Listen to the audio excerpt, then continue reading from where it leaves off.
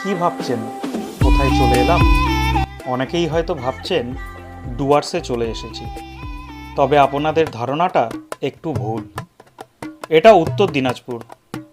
উত্তর দিনাজপুরের চোপড়ার মাঝিয়ালি গ্রাম পঞ্চায়েত, দার্জিলিং লোকসভার অন্তর্গত চোপড়ার এই মাঝিয়ালি গ্রাম পঞ্চায়েত ছোট্ট এক টুকরো ডুয়ার্স বা পর্যটকদের ভাষায় এখন মিনি সুইজারল্যান্ডও বলা হয়ে থাকে।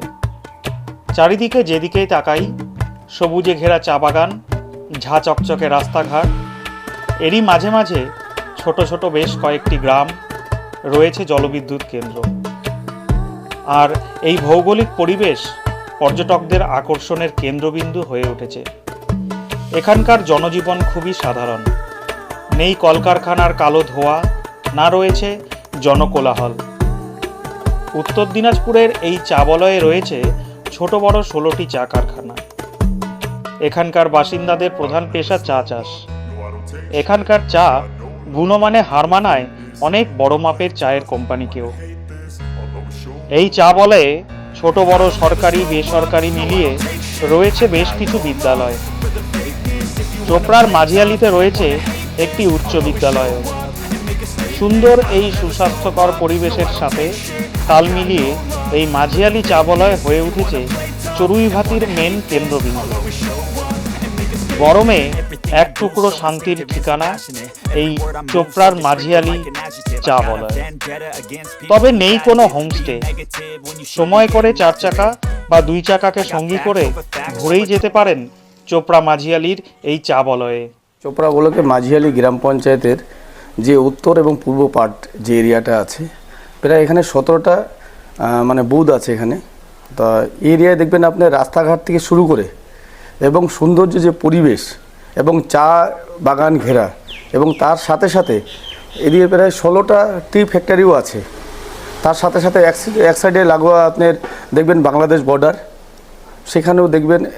আর গাছপালা দিয়ে একদম সাজানো গোছানো, সেটা আমার মনে হয় আমাদের উত্তর দিনাজপুরের মধ্যে সবথেকে যদি সৌন্দর্যপূর্ণ এরিয়া হয় সেটা হচ্ছে আমাদের চোপড়া ব্লকের মাঝিয়ালি গ্রাম পঞ্চায়েত। রাজনীতিক ব্যাপারটা না, আমরা যারা রাজনীতি আছি, যারা হেভিওয়েট আছে, তারা আমরা সমস্ত চোপড়া ব্লকের কথাই ভাবি। এটা না যে শুধু এখানে হেভিওয়েট নেতারা আছে বলে এখানে কাজ বেশি হয়েছে, এরকম কিছু না। কারণ এখানে শুরু থেকে যেহেতু চা বাগান বলা এরিয়া, রাস্তাঘাট আগের থেকেই ভালো ছিল। এবং তারপরে এইখানে আমাদের যখন তৃণমূল সরকার গঠিত হয় এবং আমাদের বিধায়ক সাহেবের হাত ধরে, বিশেষ করে আমাদের এনবিডিটির রাস্তাগুলো দেখবেন একের পর এক যে নতুন রাস্তা হয়েছে, তার বেশিরভাগই এনবিডিটির তরফ থেকে হয়েছেন এবং বিধায়ক সাহেবের উদ্যোগে কিন্তু এগুলো রাস্তা আমরা করতে সক্ষম হয়েছি। দেখুন, এখানে তো আমাদের অঞ্চলে যেটা আপনি বললেন যে কাঁচাখালীর উত্তর পূর্ব পাটে, এই অঞ্চলের মানুষ ম্যাক্সিমাম মানুষেরই কিন্তু নিজস্ব চা বাগান আছে। ছোট বড় চা বাগান সবারই আছে, 2, 4, 5 বিঘা, 10 বিঘা, 50 বিঘা, এরকম প্রচুর সংখ্যক যারা আমাদের সাধারণ মানুষ আছে তাদের নিজস্ব বাগান আছে। এবং তাছাড়াও কিছু আমাদের চা শ্রমিকরা আছেন। এদিকে তো পুরো পরিষ্কারই আছে। আমার মনে হয়, আমি তো বলছি আপনাদের, আপনারা সব জায়গায় তো ঘুরছেন, তা আমাদের এদিকে পরিষ্কার পরিচ্ছন্নের দিক থেকেও আমরা একদম খুব ভালো এসে আছি। কোথায় কোথায় আপনার এই সাইডে কোথায় কোনো জায়গায় না কোনো জল জমে আছে, না কোনো জায়গায় নোংরা জমে আছে, এরকম কোনো জায়গা পাবেন না।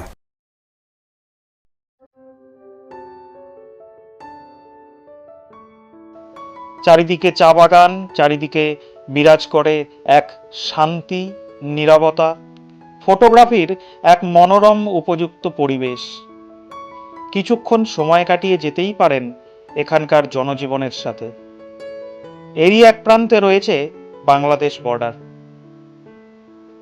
উত্তর দিনাজপুর জেলার ভূপ্রকৃতি সমতল এবং উত্তর থেকে দক্ষিণে মৃদু ঢাল। সমস্ত নদী সেই দিকেই প্রবাহিত। চোপড়া ব্লকের পূর্ব প্রান্ত ব্যতীত জেলার বেশিরভাগ অংশ মহানন্দার অববাহিকা এলাকার অংশ এবং বৃহত্তর বরেন্দ্র অঞ্চলের অংশ।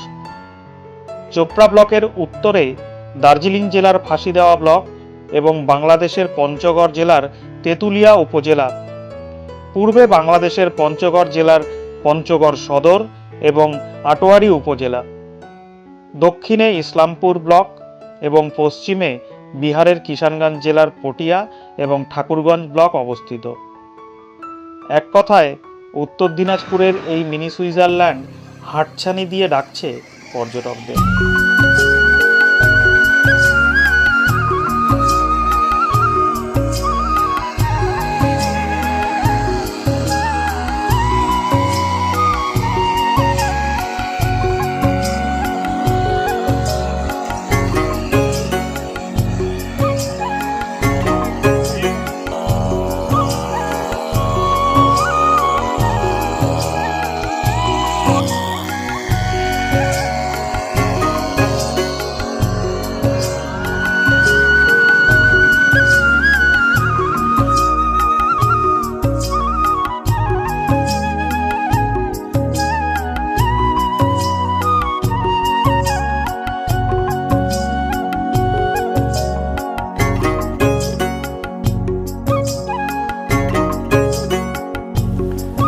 আমাদের মাঝে এই মুহূর্তে এই অঞ্চলেরই একজন দাদাকে পেয়েছি আমরা, সরাসরি এই অঞ্চলের প্রাকৃতিক সৌন্দর্য নিয়ে একটু আলোচনা করে নেব। এই মুহূর্তে আমাদের সামনে রয়েছে। দাদা, আপনার কি নাম? আমার নাম হচ্ছে রাজু মণ্ডল। রাজু মণ্ডল, আপনার বাড়ি কোথায়? দেউঝরা ফ্যাক্টরির পাশেই। এই যে প্রাকৃতিক সৌন্দর্যময় অঞ্চল আপনাদের, কি বলবেন, কেমন লাগছে? আমাদের এখানকার তো সব কিছু ভালোই দেখা যাচ্ছে, আর আপনারাও দেখতে পারতেছেন খুব ভালো। আর কি বলবো এর মধ্যে, মানে এই যে পরিষ্কার পরিচ্ছন্নতা, মানে অন্যান্য অঞ্চলের তুলনায় কেমন এই অঞ্চলটা পরিষ্কার পরিচ্ছন্নতা? আমি বলতে চাচ্ছি কি, আমাদের বাগানের মধ্যে পরিষ্কার পরিচ্ছন্নতা দেখতেছেন, ওটা আমাদের এখানকার বড় সাহেব যে আছেন না, উনার কারণে। কেন কি উনা খুব চেষ্টা করছেন, দেখেন সাইডে সাইডে আপনি চোখের সামনে দেখা যাচ্ছে কি সুন্দর ফুল গাছ লাগাইছে, তারপরে আপনার বাগান মেনটেন খুব ভালো মতন করছে। আমি তো বলবো এই যতটুকু আছে আমাদের এই বড় সাহেবের জন্যই মানে পরিষ্কার পরিচ্ছন্নতা আছে। কোন বাগান, কোন কোম্পানি এটা? এরা দেউঝরা। শুধু কি এই এলাকাটাই পরিষ্কার পরিচ্ছন্ন রয়েছে নাকি সম্পূর্ণ অঞ্চলটা এরকম পরিচ্ছন্ন রয়েছে? না, মোটামুটি লোকাল বাগান যে আছে ওগুলা তো ধরে নেন কারো 1 বিঘা, কারো 2 বিঘা, কারো 10 কাঠা, ওরা তো ভালো মতন মেনটেন করতে পারে। কিন্তু এত বড় যে বাগান আছে আমাদের, এইটা যে আপনি পরিষ্কার পরিচ্ছন্নতা দেখছেন সব ওনাদেরই কারণ। কেন কি এর আগেও তো অনেক সাহেব আসলো গেল, ওরকম ছিল না চকচক, মানে পরিষ্কার পরিচ্ছন্নতা। মানে তুলনামূলকভাবে চোপড়ার 10টা অঞ্চলের মধ্যে এই মাঝিয়ালি অঞ্চল কিন্তু খুব পরিষ্কার পরিচ্ছন্ন এবং প্রাকৃতিক সৌন্দর্যময় অনেকেই বলে থাকে এবং চা বলয়ও বলে থাকে। ঠিক কতটা যৌক্তিকতা রয়েছে এর মধ্যে? না, ঠিকই এই কথা যা বলতেছেন আপনি, ঠিকই বলতেছেন। আমাদের এখানে সব কিছু নির্ভর চা বাগানের উপরে নির্ভর। চা বাগানে কাজ করি, চা বাগান থেকে 2 পয়সা পাই, ওইটা দিয়ে আমাদের জীবনযাপন যাচ্ছে। আর সাথে আমাদের যে গোপাল ভূমি কথা বললেন, উনি আমাদের মাঝে মাঝে খুব সহায়তা করেন বা সাহায্য করেন। আপনার নাম কি? রাজু মণ্ডল। আমরা এই মুহূর্তে রাজু মণ্ডল দাদার কাছে কিন্তু বিস্তারিত জানলাম এবং সত্যি অন্যান্য অঞ্চলের তুলনায় কিন্তু এই অঞ্চলটা পরিষ্কার পরিচ্ছন্ন রয়েছে এবং একাধিক সমাজসেবক এই অঞ্চলে রয়েছে। যেমন দাদা বললেন যে গোপাল ভৌমিক, তিনি কিন্তু যথেষ্ট টাইম দিচ্ছেন এবং যথেষ্ট গুরুত্ব দিচ্ছেন এই অঞ্চলে, ঠিক সেই বার্তাটাই তিনি দিলেন।